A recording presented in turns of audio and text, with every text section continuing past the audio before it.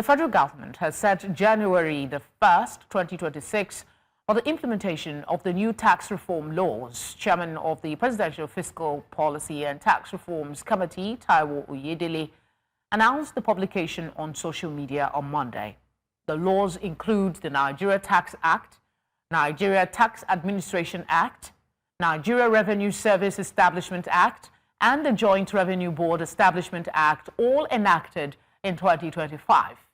Key provisions include a 0% tax rate for small businesses with annual turnover under 100 million naira and fixed assets below 250 million naira.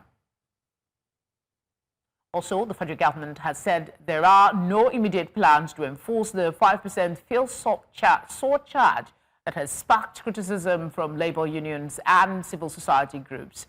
Minister of Finance and Coordinating Minister of the Economy, Wale Edu, said in Abuja on Tuesday that the surcharge was an existing levy that dated back to the 2007 Federal Road Maintenance Agency FEMA Act, stressing it was not a fresh tax introduced by President Tinubu's government.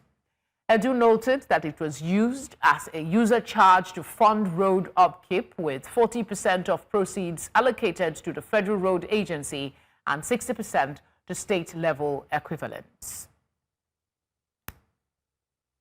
For this conversation, I'm joined now by an economist, Femi Onakonre, economist as well, as CEO Finance with Mokhtar Mohammed. Gentlemen, it's a pleasure to welcome you to the news tonight. Let me start with you, Mr. Onakonre. The federal government is insisting there is no immediate plans to implement the fuel tax, but that's merely postponing the evil day, which will surely come. Why is this tax justified in the first place? What do we need to know about it? Okay, thank you. When we look at issues, we need to first divorce ourselves from the sentimental perspective.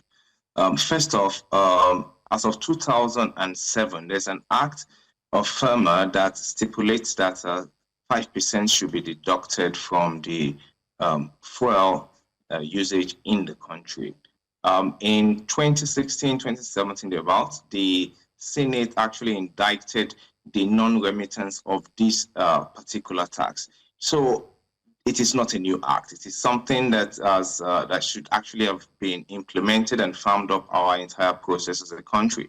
But to now highlight how important, right, and actually essential it is, let me highlight some points. Number one, this is a universal disposition among big economies, developing economies who also have fuel and crude oil and all that. So there's no exemption to Nigeria's implementation of such. Number two is the fact that we have a large infrastructure deficit. We have serious maintenance issues and a deficit in maintenance, compliance. FEMA and FRSC, they came up recently and they were talking about the deficit in the budget allocation. Some studies far back said that we need about 400 billion annually to maintain the roads. Now, if you look at the 5% tax and you say you take it from the nominal, perspective without due consideration for analysis, you would say, oh, this is an additional tax on people. However, if you juxtapose it with reality, which is, number one, we have about 11.8 million vehicles in Nigeria. Those are the registered ones of 2018, captured. Now, if you use that figure, 11.8 million or 12 million thereabout, and you look at, okay, so what do they spend money on in terms of car maintenance? You find out that on average, they do like 1.2 million per annum to 1.9 million per annum. Now, when you look at the average, let's say we put it at 1.5, you see the actual spend that comes out of people's pocket, because this is not government expenses, is actually about in the trillions, about 118, right. If we flat it out, it's about 118 million. Now, when we understand that position, we say if this income tax is going to reduce, the fuel tax is going to reduce spending that you will have to make on your vehicle in terms of maintenance. The road is bad, you have to buy new shocks, you have to buy fuel adjustment issues, you have potholes issues. If you can eliminate that, then there's actually a lot of benefit to the people, because it reduces how much you actually spend maintaining your vehicle. Okay, let me bring in Mr. Mokhtar and just... Okay, I understand we don't have Mr. Mokhtar yet, so I'll stay with you. The question is also from what you're saying. The agitation against the tax is not on its merit, but mostly about the timing of the taxing, considering the economic realities in the country. And that's why you have the Trade Union Congress and other groups coming up to say the federal government should reconsider bringing this tax in. They even described it as economic wickedness against an already overburdened population. So what is your thinking as an economist in the short and long term, in consideration for the concerns of the people who are meant to be paying the tax? Okay, very fine. Okay, so I can look at it from the position of tax, FX harmonization rather, or the subsidy removal. The fact is, it is going to feel painful at the beginning, but it's just a feeling, right? You talk about the substance of a policy, and the substance of a policy is not about the immediate gain. It is the long-term effect, right? The medium-term transition of, what it provides for the economy. So people who are saying, oh, this tax is so insignificant that you would not feel it in the pricing of transportation. But that is not the impression we get from the analysis we see on papers. Let's bring in, I'll come back to you, sir. Let's bring in Mr. Mokhtar Mohammed. I don't know if you followed our conversation so far. Thank you for being here, by the way. The concerns about the tax that I just asked Mr. Nakare, it's not really about its merit. But the people, I believe, are more concerned about how it is going to affect an already overburdened population. So from an economist perspective, what would be a middle ground in this conversation? Should they take the shocks, as we talked about the fuel subsidy removal and all of that, we grind our teeth and we take it? Or is there something the federal government can do in consideration of these concerns that the people are raising? Okay, thank you. I'm shocked my colleague in the studio is saying that what's going to fight is inconsequential.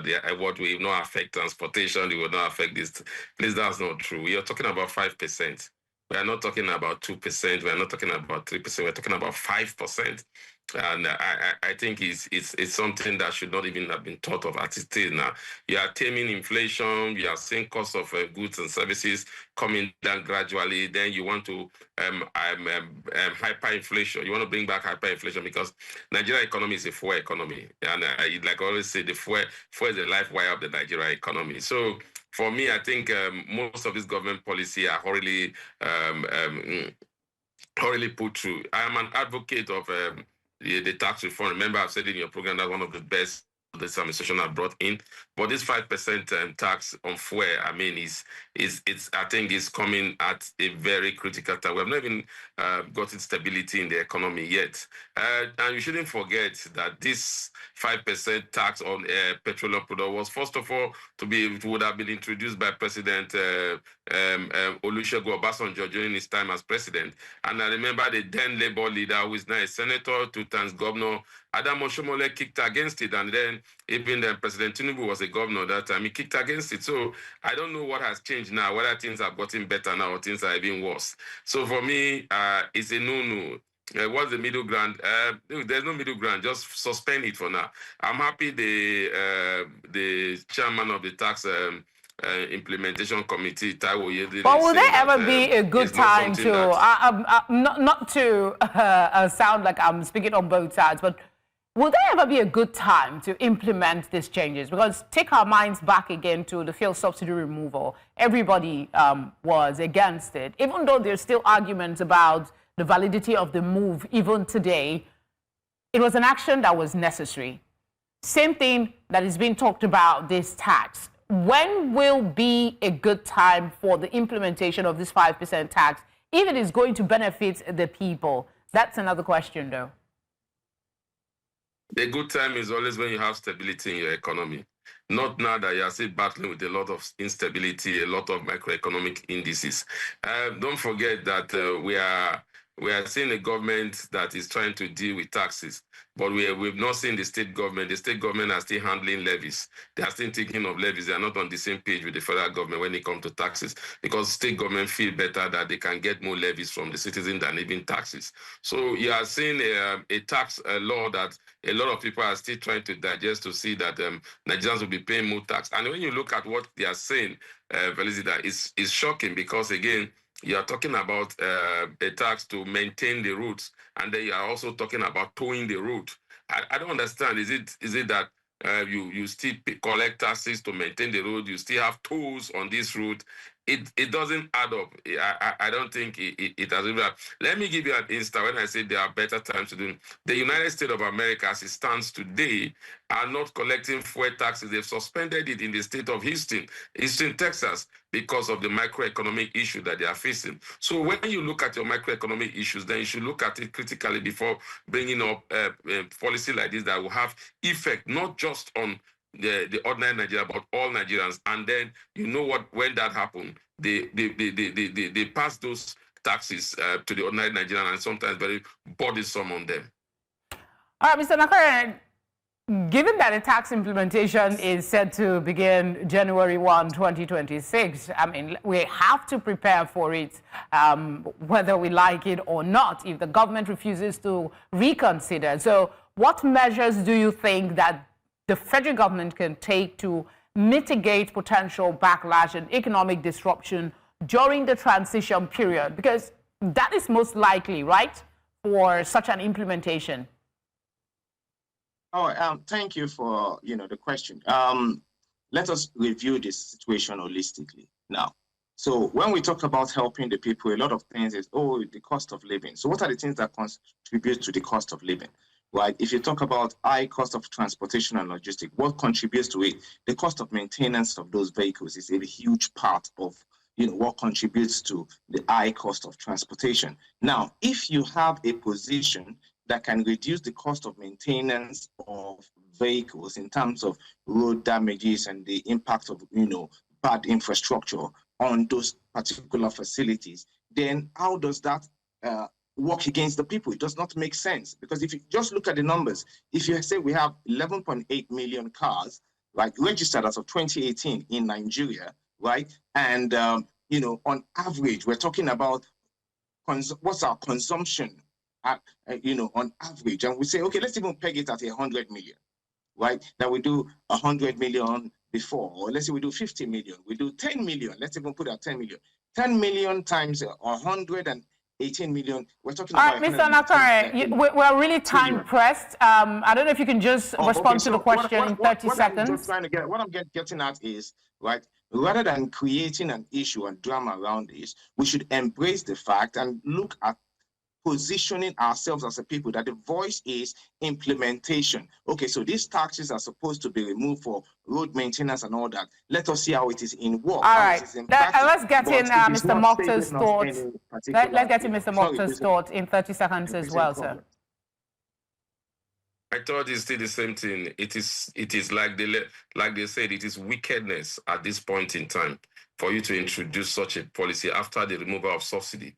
We are still grappling with the effect of the removal of subsidy. For me, it's like subsidy through the back door. Gentlemen, thank you very much for being here.